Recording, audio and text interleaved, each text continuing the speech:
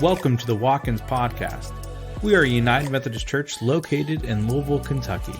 On this podcast, you'll hear a selection of messages, interviews, and more with one of our pastors. If you're ever around the area, please be sure to stop by and say hi, or visit our website at walkinsumc.com. Now, I hope you'll enjoy today's episode. I'm feeling a bit overwhelmed by the world lately, are you? I mean, look at the news headlines for this past week. I read on my phone, Israel at war. Police in Florida arrest 19-year-old after they say they found a written shooting spree threat. And at least 15 dead in Afghanistan earthquakes. Then add sickness is going around, grief and loss of losing loved ones. My church has been hit pretty hard in the last week with new COVID cases and then death of loved ones. The question I ask is, what kind of audacity would the church have to think that we can do any good to affect all this pain and turmoil? What an audacious claim we may have. It reminds me of a story you may or may not have heard before. The story goes something like there's a father and his son, and every night when the father comes home, the last couple hours of their time, he would play with his son. It was the favorite time of the day for both of them. He would come home and play with his boy, and the little extra time that he had, that's what he spent doing.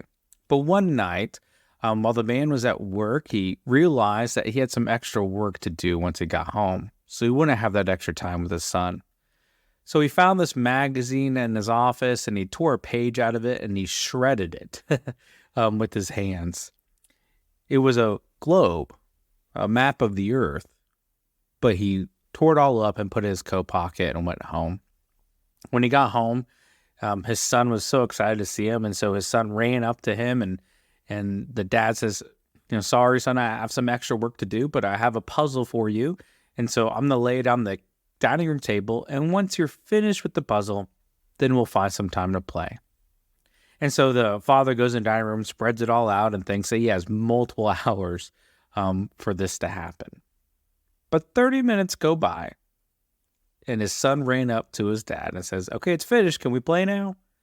And the man was surprised. He said, that's impossible. Let's go see.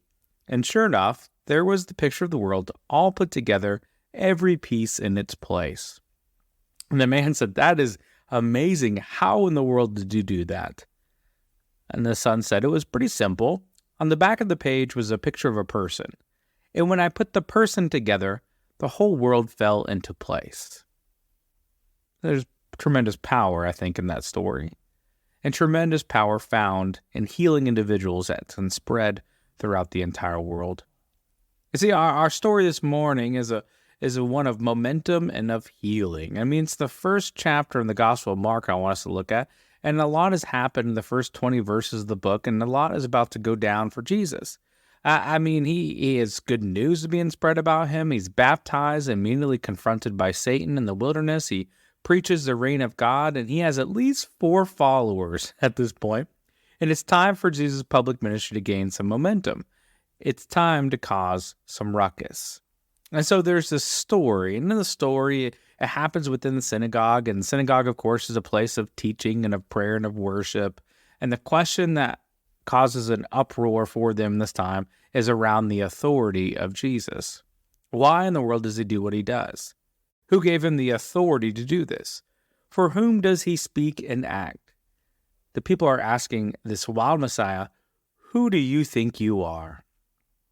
You see, the people question Jesus' authority. There's going to be some fights coming. There's going to be some contests and controversies. And Mark wants us to know that Jesus' authority will always be contested.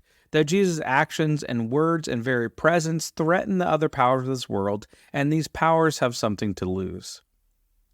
So the story comes about a man with the unclean spirit challenging Jesus. I mean, Halloween is coming up in just a few weeks, so naturally we have to look at an exorcism here. And a man with an unclean spirit finds Jesus and asks Jesus why Jesus is coming to pick a fight with him. And the next question asks why Jesus had come to destroy us, which we're not really sure what that phrase means, other than that there's this fearful acknowledgement that this spirit's doom is sealed. At any rate, Jesus tells the spirit to be quiet and orders it to come out, and the man is now healed. See, Jesus' authority here is proved to not come from tradition, not come from local religious leaders, but from God. And this authority is widespread and all-encompassing, and this divine power, I would say, is the power of healing. Bishop Ken Carter, in his book Unrelenting Grace, wraps up his writing talking about healing. His hope, if you remember from the interview I had with him at the beginning of this series, if you haven't listened to that, I encourage you to go back and to listen to it on the podcast or on YouTube. And his hope is that churches would become places of healing for people. That is, we have battled isolation, historic racism, division, and disaffiliation, that our call is now to be a healing people with a healing place. I think that's a good thing to look for. But I think before we can be a healer, before we can help be a healer, before we can be communities of healing, we first need to be healed.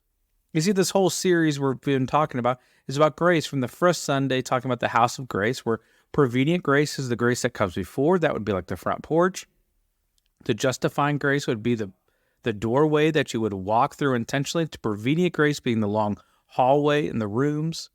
This grace is a divine gift from God. It's this free, unmerited energy flowing from the divine, and I believe this grace heals.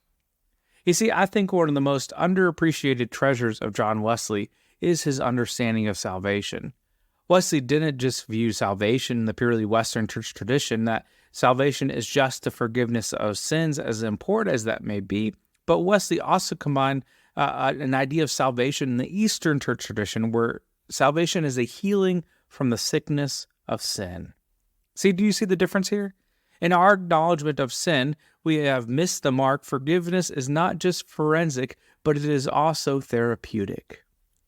Here's John Wesley's definition of sin from the Father Appeal to Men of Reason and Religion. He says this: "By salvation I mean, not barely according to the vulgar notion, deliverance from hell or going to heaven, but a present deliverance from sin, a restoration of the soul to its primitive health, the renewal of our souls from the image of God in righteousness and true holiness and justice, mercy, and truth." That is how John Wesley describes salvation. Not barely according to the vulgar notion, he says, deliverance from hell or going to heaven, but a present deliverance of sin, a restoration of the soul, a renewal of our soul after the image of God. You see, to be justified isn't just about being pardoned or forgiven, but it also means that we are healed, that this healing is a process. It's not a one prayer done with salvation, but a journey of transformation, that our bodies are made sick by sin, but we need to be healed. And God's gracious gift is that the Spirit is the one that enables our spiritual healing. But it doesn't just stop there. That just because we undergo healing in our own souls doesn't mean that everything is fine and dandy. For Wesley, there was no holiness but social holiness. What does that mean? We are accountable to the healing of society. That John expected God's grace to permeate and transform both our lives and our social structures. In other words, that our collective bodies would be healed. See what in our society needs to be healed? I think we can make a whole list. There are things that work in powerful ways in our society, but how do we heal them? And I think this is where our story connects the best. See, in the New Testament, when Jesus strips unclean spirits of the ability to inhabit their human host, Jesus denies the unclean spirit's capability to have a settled place or entrenched influence in the world. That these unclean spirits lose the opportunity to win over people's bodies and minds, and they lose authority that they thought they had. See, there are demons in our culture and society that need to be called out, silenced, and gotten rid of, that they are intent on destroying us, and we need to cast them out. We need to name them, because that is the way that we recognize that they exist. See, my friends, how has the church named racism as a demon in our culture and society? How has the church named sexism as a demon in our culture and society? How has the church named homophobia as a demon in our culture and society, or violence at home and at school, or poverty, or terrorism, or war, or greed, or extreme individualism, or out of control capitalism, or media infused fear that leads to paranoia. These are demons that we need to name, or they will name us. But it takes courage to do so. My last question for you: what would it look like for Watkins to be a healing church? What would that look like? Bishop Ken Carter, in his book, prayed the prayer after his injury, "Let the person I meet today be a healing person." What a great prayer that is for us to pray, because I think it's a prayer that everyone around us is praying right now. That people are looking and searching for a healing place for their souls. They are searching for a community that fosters relationships, that provides a sense of belonging, that helps them to put good into the world. What would it look like for Watkins to be a healing church?